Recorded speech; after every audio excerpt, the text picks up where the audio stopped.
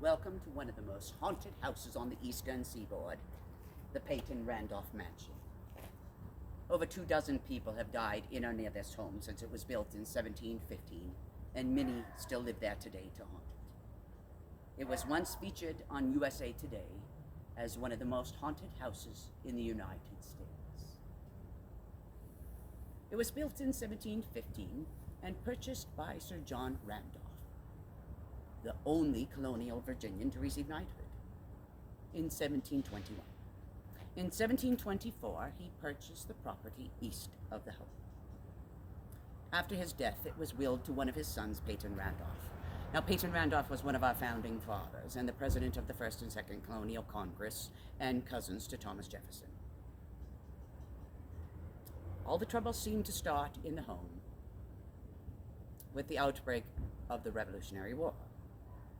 Now, the governor of Williamsburg, Sir Dunmore, made a proclamation that any slave who would abandon his rebellious owner and come to work for the British Army would receive freedom in return at the end of the war. So many of the Randolph slaves did so, including Mrs. Randolph's personal slave, Eve. Now, but at the end of the war, these slaves were actually returned to their owners, thus Mrs. Randolph treating Eve very cruelly. And upon Mrs. Randolph's death, Eve was sold forever, separating her and her son. From that day forward, this home was cursed. 2 men shot each other in a quarrel in the home. 2 children have died from falling several years apart, and a Civil War veteran had a very mysterious death in this home. But one of the very first haunting accounts is actually a written account by the Marquis de Lafayette himself in 1824. He traveled throughout the states to interview the Civil War veterans. And in coming to Williamsburg, he stayed at the Peyton Randolph home.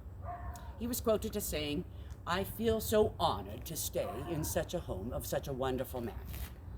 Entering the home, I entered through the foyer and felt a hand grasp my shoulder and tug me backwards as if to say, 'Do not enter.'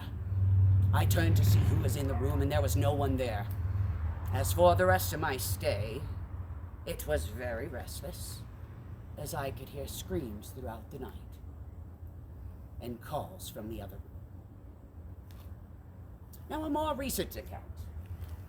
In 1960, the Peyton Randolph home was used as an overflow dome for the William and Mary University. Now, there's an account of a young man who was staying in his dorm, sleeping in his bed, when he felt a tug on his arm. Now, he thought he was dreaming, but he was rudely awakened when the bed started shaking violently. He arose, jumped to his feet to see no one in the room. Now, that young man fled from the building and never returned ever again to even retrieve his own belongings. Another recent account was that of a security guard who was working his dutiful rounds and found himself in the basement of the Peyton Randolph home, when the house let out an unworldly roar. This frightened the security guard, and he tried to run, but could not move, as he felt that he was anchored to the ground by someone gripping his ankles and holding him there. Now, frightened to death, he tried to call for backup, and backup did arrive 10 minutes later, and when they got there, the door was wedged shut. They had to push the door open, and doing so, they freed the original security guard from his trap. Now, this is a story that they share with security guards now, today, for training, for what they might find if they are working here at the Peyton Randolph home. Another recent account, a woman was staying in some of the property just east of the Peyton Randolph home. And there were several reports of her over the years calling police, saying she heard screams coming from the Peyton Randolph house. Police would come and investigate, and they never did find anything. But when that woman passed away, shortly after she passed away in the year 2000, the smoke alarm went off in that small section of the building. Now, the security ran to find out what was happening with the alarm. When they got there, they realized they did not have a key to that part of the building. Now, this was a newly acquired property, so they had to break a window to gain entry. In doing so, they found a very mysterious find. A fire extinguisher sitting directly in the center of the room. all of its contents displayed neatly across the floor. None on the walls, and none on any of the artifacts in the room, only on the floor. No footprints across the floor, as if an intruder had entered, and no sign of any intrusion anywhere else on the property. And when they walked up to that fire extinguisher, they lifted it from the floor, and there was a perfect circle that they could see, with no white material, meaning the fire extinguisher had set stationary in the floor as it displayed its contents across the entire room. The pin was never found, nor was the answer to that mystery here at the Peyton Randolph home. Now, we do have accounts from the security guards. If you go onto our YouTube and our website, you will see these first-hand interviews from these security guards. Now, in the 1930s, there was an excavation in this area.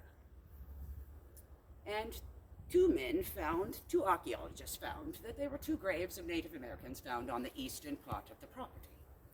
Now, part of their findings, and they had this written down, saying that these Native American graves should be remained untouched. They did do a small dig, but only dug about 8 inches, and they did find some Native American pottery in doing so. But they chose to not dig any deeper, as if to not disturb that sacred ground. They did, however, notice on the property there were several homes, all with very deep basements.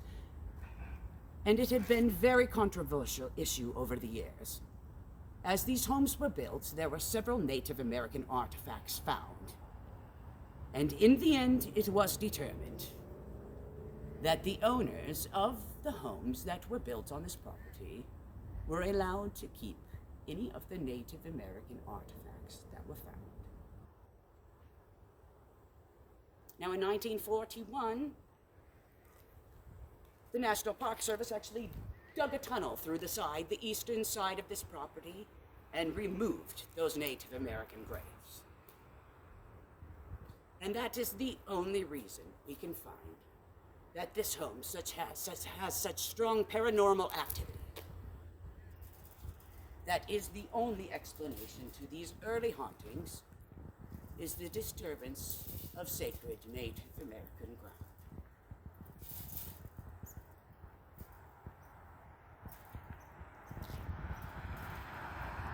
Now, we have done several tours through this area, and we always seem to have very mysterious happenings.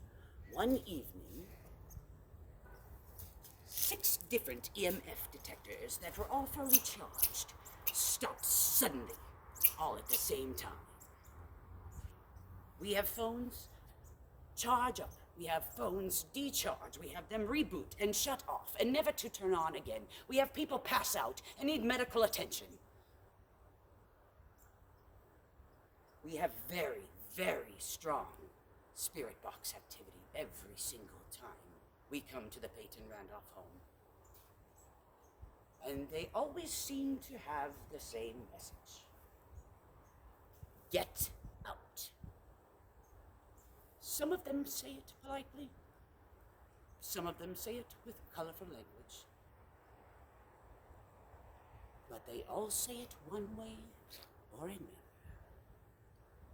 And they all will make you remember the Peyton Randolph